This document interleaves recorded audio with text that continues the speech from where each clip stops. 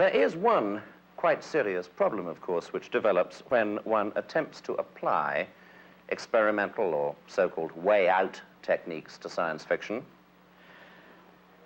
Many people in science fiction are excellent on science and not so good on the literary side.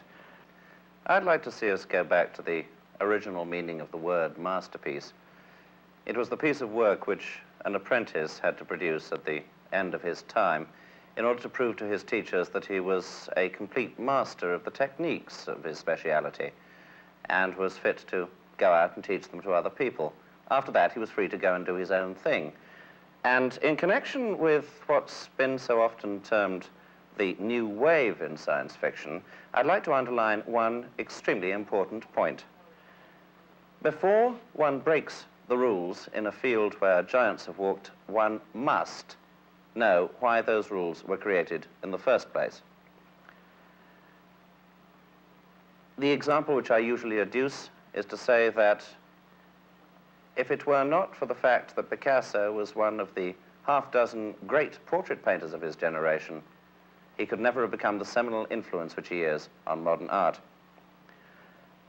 I myself have tried to adopt this particular posture in my own work. I find, as I said at the beginning, no discontinuity in my own mind between the various types of things that I do.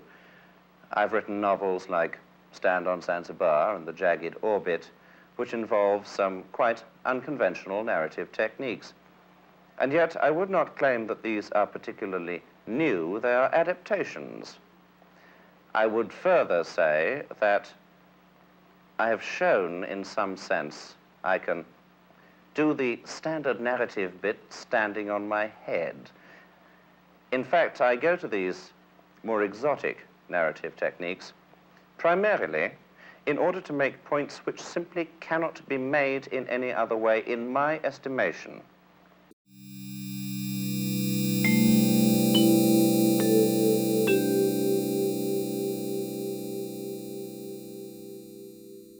I'm pretty nervous to do this review because this book deserves a lot more attention than I'm going to end up giving it in this video. But I'm going to do my due diligence here because, like I said, it deserves it. Imagine a world that's in a constant state of proxy war.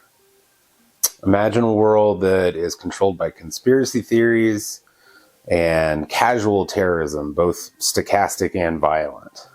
Imagine a pseudo-liberal dystopia where cigarettes are illegal, psychedelics are tolerated, marijuana is legal, but women have zero autonomy over their body or their reproductive rights. Imagine a world where white supremacy has its own dedicated news channel and an enormous following. Imagine a world that is struggling with overpopulation and is being pulled in two directions by hypernatalism and antinatalism, while all parties realize that everything generally is sort of doomed, at least as we know it. Imagine the final full weight of colonialism tearing apart the developing world while corporations extract enormous profits from the chaos. Can you imagine that? Is it are these concepts too foreign, or are they too close to home? Can you imagine a fascist Israel and antibiotic resistance, physical and chemical hacking, rampant white saviorism, the high cost of poverty, prevalent homelessness, and quote, licensed panhandling? You know, these are all things that Brunner nailed when he wrote Stand on Zanzibar. This book came highly recommended, and although I didn't really know anything specific about it, and I had not watched or read any reviews about it, I was very keen on reading it. I have a huge stack of Brunner that I'm very curious about, and as I understand the progression of his writing career, early on he wrote in a more conventional, simplistic, straightforward style. And as he got deeper into his career, he began to be much more experimental. We watched the clip at the very beginning of this video where Brunner talks about his particular views on experimental writing. And he had mentioned that, you have to master a thing before you can, change a thing or play with a thing. I can't recall his exact words. But you have to basically be a master of something before you're allowed to fidget with the rules. And I would assume that when he sat down to write this book, he was confident enough in his own work that he was ready to do just that. The novel itself is very interestingly constructed, and as I have seen other reviews from other great book reviewers on YouTube discuss Brunner, one of the themes that sort of comes up a lot in his experimental work is the woven plot. And Zanzibar is a really great example of this. What we end up doing in the first 3/4 of the book is essentially almost all world building. The plot itself is nearly opaque in comparison to the world building. And what we get are snippets and vignettes of plot. These small snippets of plot are dropped in between these large sections of world building. Now, the style of the world building is unique for its time. It's probably something we've all seen now, whether it's in film or in contemporary science fiction or literature. But I can imagine that at the time that Brunner was writing this, he may have been one of the first to sort of capture this style of world building. And that's where, as you read it, you can imagine that someone is flipping through the television channels and you're getting a snippet of what you're seeing, maybe a few lines, maybe a bit more, and without much other context, you're just getting this dose of information as if you had just landed on a channel or had just flipped through a TikTok on your phone and landed in the middle of this thing, and we're now just being fed this information, whether it's opinion or advertisement. It's still concrete examples of the world that everyone is exposed to. But these are concrete examples of the world that Brunner has built. And this is a world that is built on policies of casual racism, that's built on policies of eugenics, which in terms of things that are differential between our current world and the world that Brunner explained, the world of 2010 and Stand on Zanzibar, it comes down to two main factors. One, Brunner did not see the ubiquitous nature of the internet. He realized that supercomputers would be present and that we may be asking things of the supercomputers, and the supercomputers may have been delegated certain tasks in terms of governance or policy making. We're kind of almost there, but the supercomputers in Stand on Zanzibar are isolated creatures.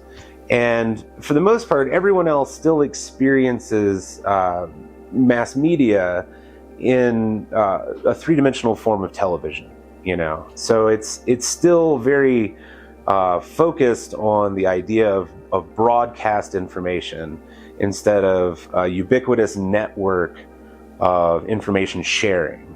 Although there is a network present that people can visit and they can get information from, it's not in everyone's home as it is now in our world. The other differential are the use of genetic alterations and genetic screening in terms of social and political eugenics. And the book paints a world where all of this has been presented to the populace, not in terms of creating a super race necessarily, but in terms of for cost-cutting measures, weeding out genetic health issues that are present in certain lineages. So Not only was there a cap on the number of children that could be born, there were also numerous screenings that had to be passed in order for the birth to be legitimized and accepted. And you can see that there's this sort of stirring fear, maybe not necessarily on the part of Brunner himself, but at least sewn into the book, that, situates itself around the prevalence and legality of abortion, and specifically the state-imposed abortion in terms of unwanted births. And in this case, it's taken to this far extreme where abortions are prevalent and they are inflicted by the state, but there is no real freedom of choice in it. It's as if the anti-abortion right were using abortion as a weapon against the populace. That may be taking the interpretation a little too far, but in terms of things that are similar to our current situation, this is definitely one of those crossover points where, even though the eugenics issue itself isn't quite the same, the loss of female autonomy is completely in line. And we're seeing that rear its head across the world as most governments fall further and further into, right-wing governance. And something else that seemed that Brunner was at least aware of on some level, that no matter the stated political position of a government, whether or not it's, leftist communism in Russia or leftist Maoism in China, the authoritarianism of both systems always reverts back to the right wing.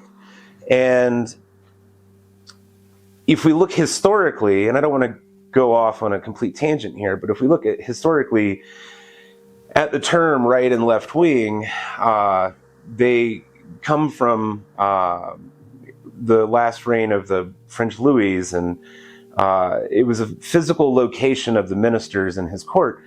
On the right were the ministers that advocated for less personal freedom, more dominance by the government, more authoritarianism, more imprisoning of dissident groups, whereas the left, the ministers on the left of King Louis, advocated for more personal freedom, more democracy, less monarchical oversight, and a general freeness of economy.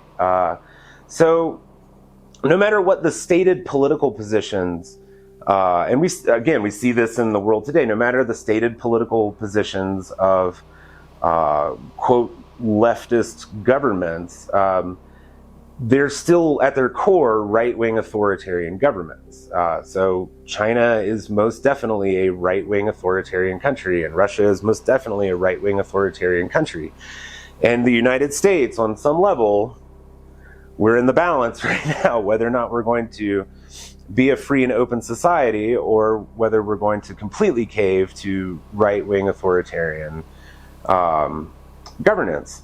And Brunner very accurately saw this playing out. And so even the powers that are in opposition to one another in the book Stand on Zanzibar, they all share this bend towards right-wing authoritarianism.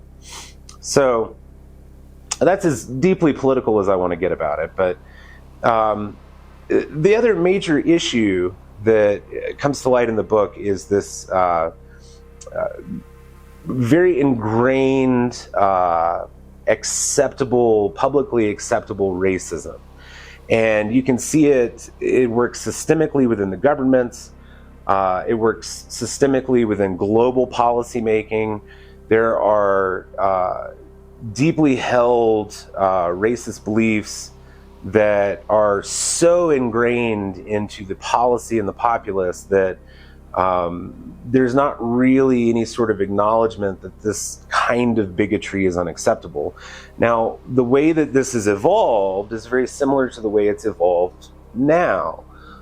Instead of using known racist language or historically racist language, the words have been replaced with new words. And the words have been replaced with dog whistle phrases. And add to the issues of systemic racism, there are issues that are forefront in the novel that are centered around biological bigotry. So the most prevalent example of this in the book is people's natural hatred towards genetic lineages that carry hemophilia. Hemophilia is sort of the brand disease that is prevented to, spice the populace towards the direction of allowing the disillusionment of those genetic lines through legalized birth. The thing about it is, even though politics and racial politics and ecological politics are at the forefront of this book, at no point in time did I think that Brunner was being preachy. He's simply presenting this world that exists. And I didn't even feel as though it was a warning. It all seemed much more matter of fact than that. And based on the number of things that he got right, that he really nailed, I think that it's worth acknowledging this book as a synthesis of what he could see happening in his own time versus, the natural assumed progression that we would take going forward. And, the key elements of that being more pollution, more population, more authoritarian governments, less personal freedoms. As the population grows larger, I believe his assumption was just that, of course, we will give up more and more personal freedoms. In the book itself, there's this really fantastic line. I'll read it here because it's very explanatory. Affluence breeds a new bar for privacy. The poor have to accept that they will spend most of their time in a crowded environment with little or no privacy. Privacy only becomes more and more expensive. That idea is very central to the book, that if you are wealthy enough to transcend lower middle class society, you are granted an amount of privacy that most people simply can't afford. And the book does a great deal of exploration into the cost of being poor, the high cost of being poor. There are characters in the book that actually deny their class association and sleep rough, as it's put in the book, where homelessness is such a casual thing that everyone once in a while gets caught sleeping rough, and that homelessness is just sort of a normal factor of life, that you may be without a place to sleep for an extended period of time, and if you do have one, you're likely going to be sharing that space with strangers at high cost to you, both to your privacy and to your pocketbook.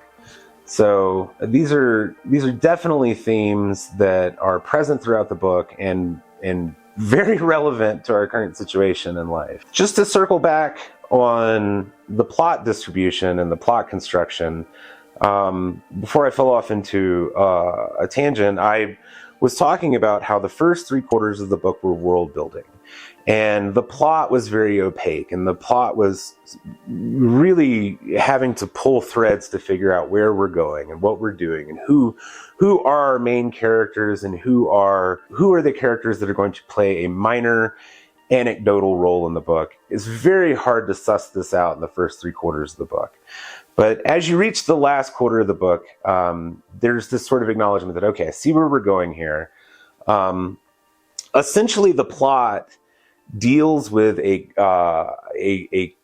corporate intention to occupy a sovereign island state that is both poverty-stricken but also completely at peace.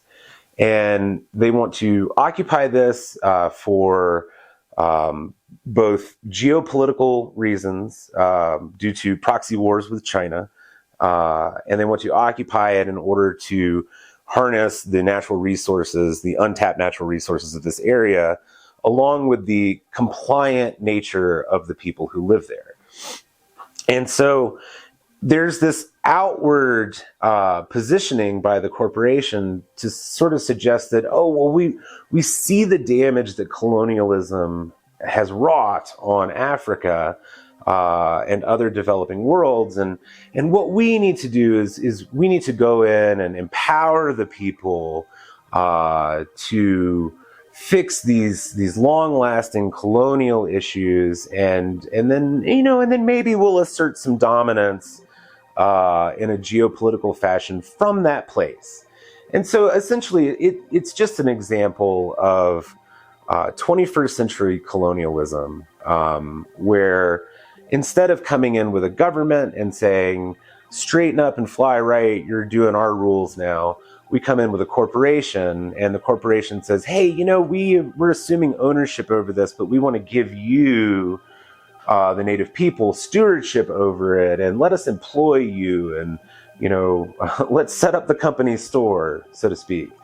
So this all reveals itself within, say, the last half to last quarter of the book. And it just in terms of plot, the book itself takes this very 1960s espionage novel turn. So what I could see is that Brunner sat down with 3 manuscripts. And this is, I'm not saying this to be truth, but this is my interpretation of what he has done here. Sat down with 3 manuscripts. One manuscript is the story of Donald Hogan, the main character of the book. And it is the story of his education, acquisition by the government, and then employment to carry out his mission in the land of Benimia. The second manuscript is the world-building manuscript, in which you get these vignettes of poetry, of art, of music, and of flipping through the channels of mass media and being exposed to the world of John Brunner's 2010. And then the third manuscript is the anecdotal characterizations, the anecdotal plots that follow normal people. It's the spice of life stories. And the spice of these lives are very dark. So there are a number of characters that are visited throughout the book that don't necessarily play a primary role in the outcome of the plot, but they are all affected by the world in various ways, and they are given to you as example. So it feels like he took these 3 manuscripts, and he took each chapter of each manuscript and went shoop, shoop, shoop, shoop, shoop, shoop, shoop, shoop, shoop, shoop, shoop, shoop, shoop, and stacked them up and presented them to you as an entire novel. This is not a negative observation. It's just how I feel the book is constructed. You've got world building, characterization, plot, world building, characterization, plot. And it's spaced fairly regularly throughout the book as you come back and forth and back and forth and back and forth. I have to say that all in all, this book took a lot of work to get through. And it's not because it was hard to read or hard to understand or hard to follow necessarily. It's just that it struck so fucking close to home that if I look at the news on my phone, or if I if I interact with the world at large, as I'm reading this book, I can't help but notice the similarities. I can't help but notice how prescient Brunner was in describing the world that we currently live in. And there are differences, and the differences on the whole I think are positive. But I don't think that they're unavoidable, and I think that they may just be a short time in front of us. That's a negative outlook, but I'm working with the reality that we're living in here. I really do want to differentiate this novel from other dystopian novels, because with a lot of other dystopian novels, especially contemporary dystopian novels, you're hit at the beginning with this cataclysmic event, this event that just breaks everything, and then everybody is either scattered and dealing with the effects of this cataclysmic event, or wiped out entirely, or however it goes. It's a completely earth-shattering event. But the dystopia in Stand on Zanzibar is an example of the creeping dystopia. The slow breaking down of the physical environment of the planet, the slow collapse of government into authoritarianism, the separation of economies between the ultra-wealthy and the poor, the environmental cataclysm that comes with overpopulation. It's the creep of dystopia. And you can see that in this book, it's really only starting to get nasty. And it really hasn't gotten there yet. But it's a perfect example of that creep. And my assumption is that its sequel, The Sheep Look Up, is a further examination of how the creep has progressed, the creep of dystopia. And so that's, to me, it makes it better than most other dystopian fiction out there, because it's more real. So it's really nice to get this book off of my chest. Kind of, the way Christian conservatives never want to admit that they haven't read the Bible. I didn't want to admit that I hadn't read Stand on Zanzibar. It's been high on my to-be-read list for quite a number of years. And I'm really glad to have pushed through and gotten through it. Is it a novel that will tingle, your little science fiction senses in your brain? Will it give it a little tickle? Will it make you feel the warm and fuzzies of science fiction? No. Is it light reading? Is it pleasure reading? It's a really fucking good book, though. And there's absolutely no denying that when Brunner suggested that you have to be a master to write experimental fiction, that his own calculus of his personal mastery was correct. He did it. He nailed it. This is a book that I personally believe should be taught in college classes. I think that it's relevant enough to our current situation, but it's also, in terms of literature, it's an amazing example of experimental fiction, mid-century, mid-20th century experimental fiction. And for academic courses to turn their attention away from it simply because it is a science fiction book, I think would be very tragic. This is a book that its time is now, and it deserves attention. It deserves academic attention. It deserves a better literary breakdown than I have given it in this video. So read it. I do encourage you to read it. This is not a book that I would tell you to avoid. But understand that this is not a book that will make you warm and fuzzy. If you're looking to buy vintage science fiction from me, there are links on the bottom. And if you are one of my current eBay or whatnot customers, I really appreciate you. It's nice to see you here. And I'll be back with more reviews at some point. There's lots of books to read. Thanks, everybody.